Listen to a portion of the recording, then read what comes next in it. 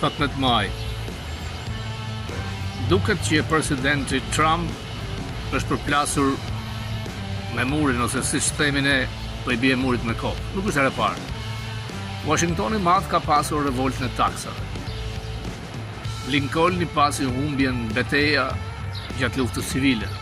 Franklin Roosevelt ishte tërësisht i paprgatitur nga agresioni japonez. Mos flasim për Herbert Hoover, për Great Depression, depresionin e madh, apo James Madison, i cili deklaroi luftë ndaj Anglisë, por harroi që nuk ishte një ushtri. Presidenti Trump sot e gjen veten e tij në momente të tilla. Çmimet për gjërat thelbësore janë rritje. Është si një çekiç i fortë ndaj njerëzve që punojnë.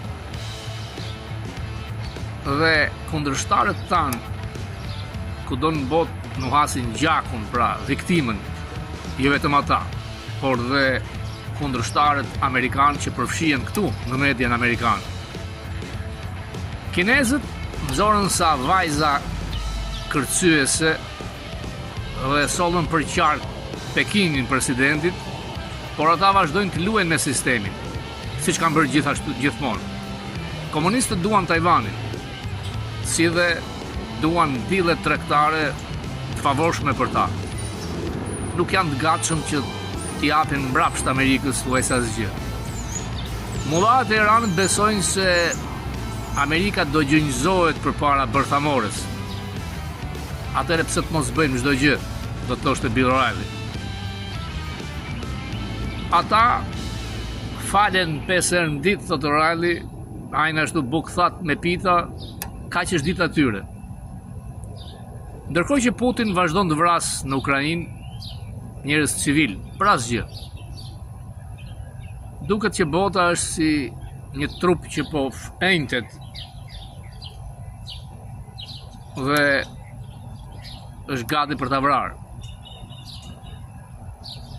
Shumë kanë optimizëm se Trump do të dalë nga kjo. Por megjithatë, demokratët, siç është Hakim Jeffrey, thotë që jo. Gjithashtu senatori Charles Schumer vazhdon të mos jetë nga krau presidenti Trump. Dhe Putin dhe Xi, komunisti kinez, mendojnë që Jeffrey dhe Schumer do të jenë në pushtet vitin tjetër. Në këtë pikë që është presidenti Trump, duhet të arrijë disa fitore. Ndryshe do të fitoj Hakimi dhe Chaku. Dhe kjo do të na lërë me 4 kundërshtar, Putin, Xi dhe këta 2 brenda Amerikës. Mundet që të hapet disi Hormuzi. Kështu që nëndori ka probleme për presidentin Trump. Por ai duket se kontrollon Partinë Republikane. Po ta shikosh me vëmendje, në Louisiana ka pasur primary. Cassidy, një nga senatorët eloquent, por që ka votuar për shkarkimin e presidentit Trump në Senat, ka humbur primary, sepse Trump ka mbështetur një kandidat e femër. Duhet parë me të dyja krahët. Mund të krijojë problem sepse një senator i moderuar që ka votuar kundër Trump mund të marrë vota nga independentët, por dhe nga demokratët. Sa më shumë ekstremistë që mbështesin Trump rrezikojnë mbajtjen e Kongresit, e Senatit.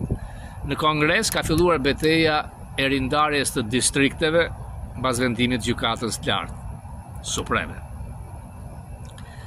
Shumë më kanë pyetur që si e shikon vizitën e Trump në Kinë.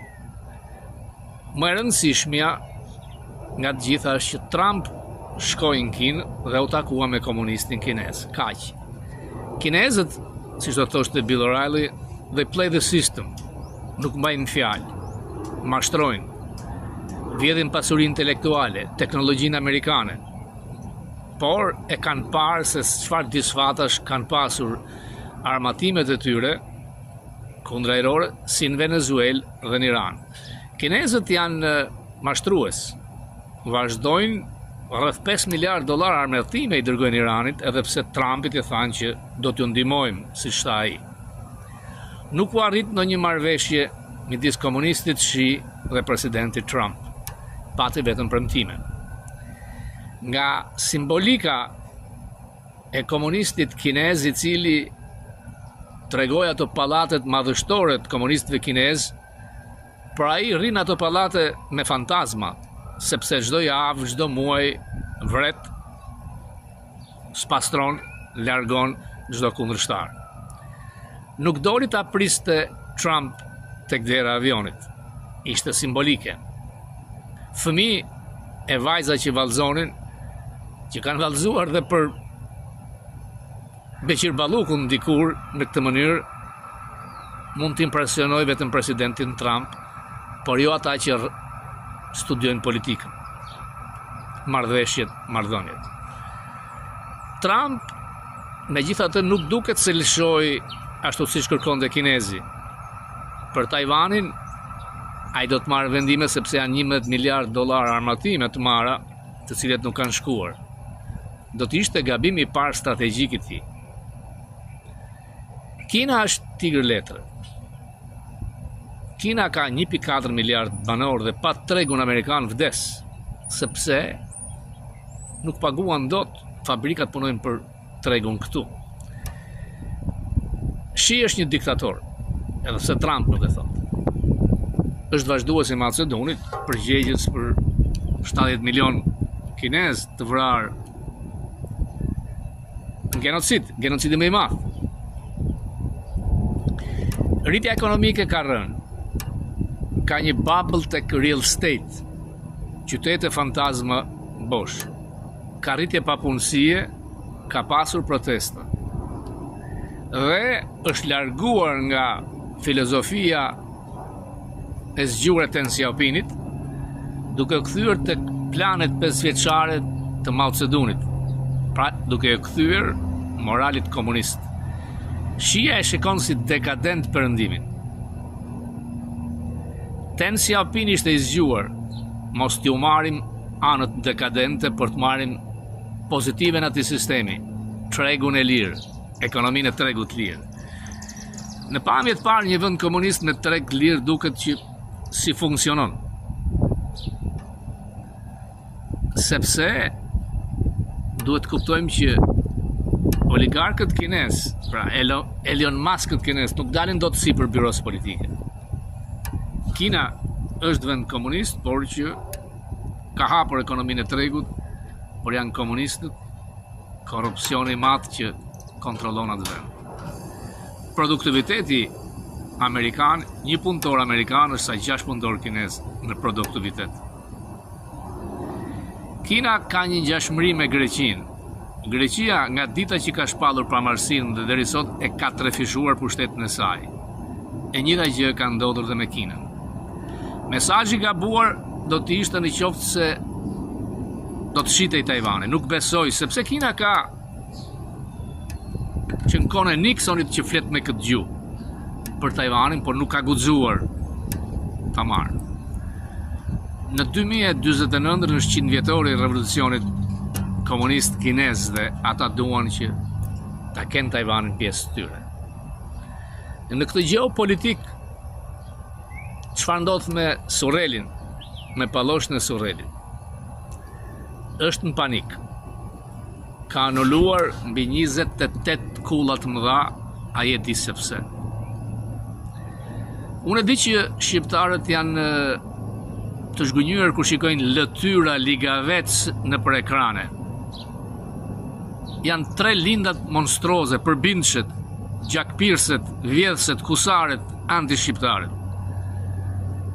Sa herë që flas me ambasadorin Bolton, mikun e Focus, kur dua ta pyes se si po shkon gjyqi, sepse Trump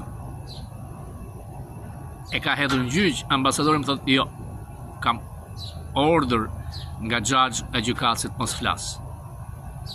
Këtë duhet bëj gjykata në Shqipëri. Të mos lejoj të dalin dhe të blejnë me $100,000 emisionin në kanale që kanë licencë kombëtare. Kontrolloni telefonatat e të dy krave mediokre që kryen intervistat, sa është kalesa e pagesave. S'pak nuk duhet flerë,